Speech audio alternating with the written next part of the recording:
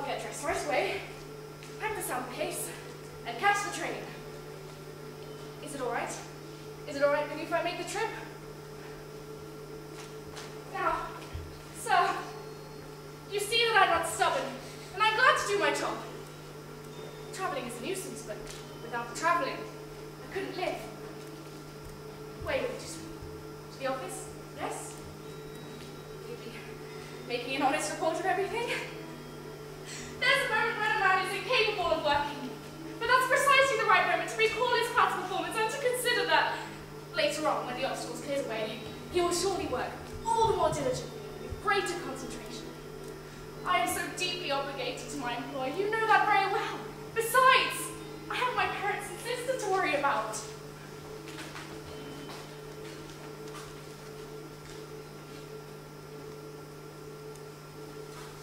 I'm in the jam, but I'll work my way out of it. But please, don't make this hard for me than it already is. Speak up for me in the firm.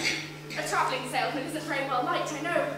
People think he makes a fortune and lives in clover, and have no particular reason to reflect on it or get over that prejudice.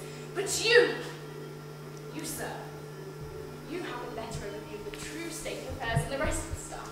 In fact, speaking in all confidence, a better overview than our employer, who in his role as entrepreneur, can easily be led to misjudge one of his employees. You're also well aware that a travelling salesman who is away from the home office almost all year long can thus easily fall victim to gossip, contingencies, and groundless complaints that he is completely unable to defend himself against because generally he hears nothing about them.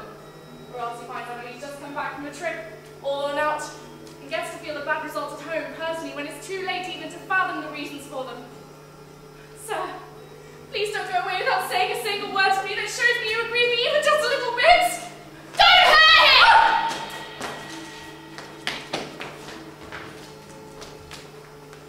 But Father told him his cane as he set out to drive Gregor back.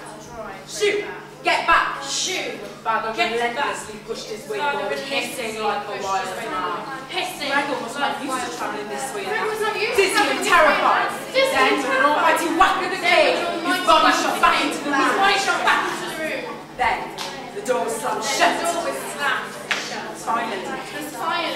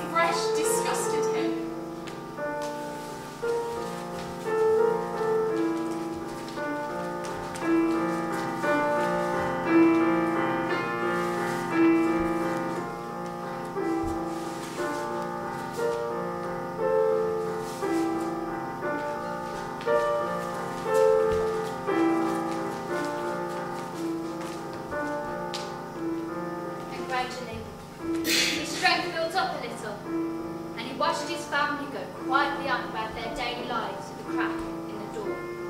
He wouldn't risk emerging from his room again. Not until things changed.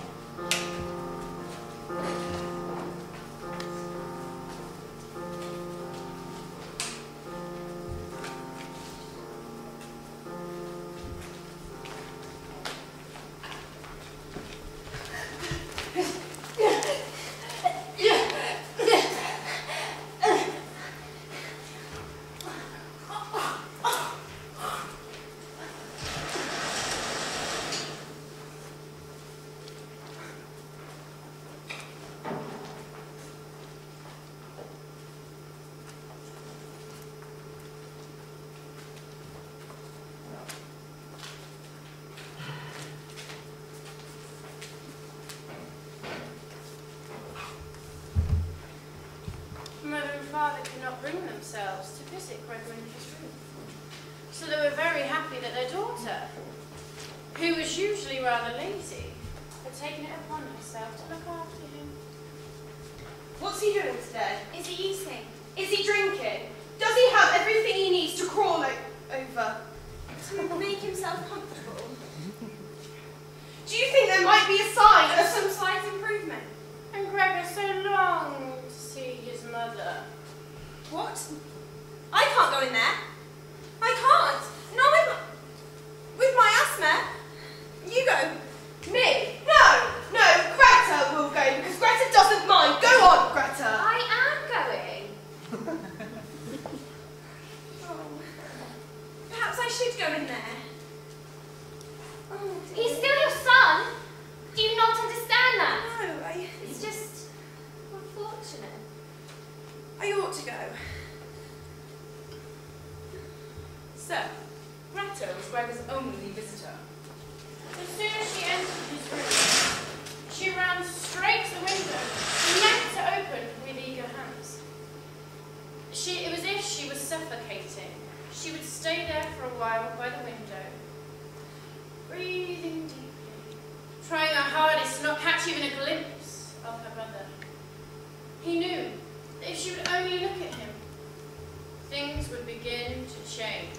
And when she left, he sometimes undertook the very difficult task of pushing a chair over to the window.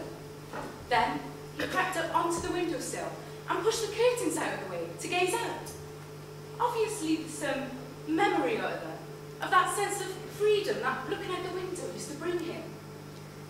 But in fact, from day to day, he saw things with less and less clarity. Even those things only a short distance away, like the hospital across the street, were not at all visible anymore. Everything outside was a featureless wasteland in which the grey heaven and the grey earth merged and were indistinguishable. If only he could see a little, things would change.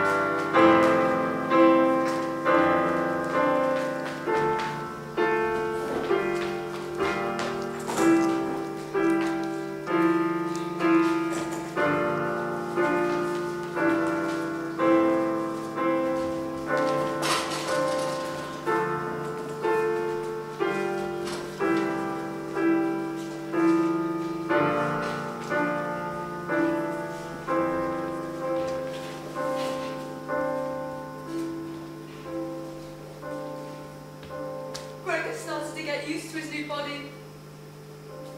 He got into the habit of walking back and forth across the walls and the ceilings.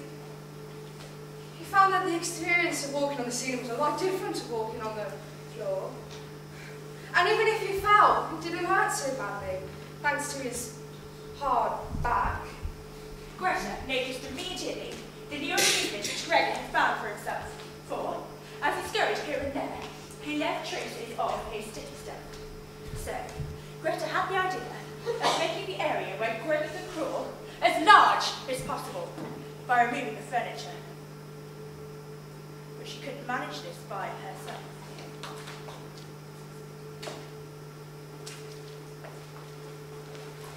Mother? Yes. Will you help me? Yes. Come on, you don't have to look at him. Let me clear him out of his room. Take away everything he once owned and cherished as a civilized human being. His writing desk was hidden as a student was written his essays on. And the picture of the woman in fur. He quickly screwed up the picture and pressed himself against it.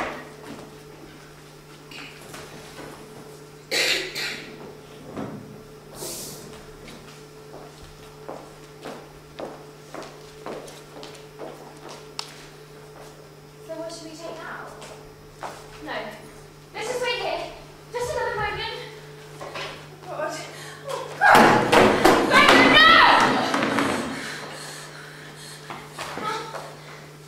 Mother! Mother! What has happened? Mother's fainted. She's getting better now. Gregor rushed at us. What? I always warned you of that. It's just what I expected that, but you women won't listen. He got loose. It seems as though Gregor's father had badly misunderstood Greta's all too brief message.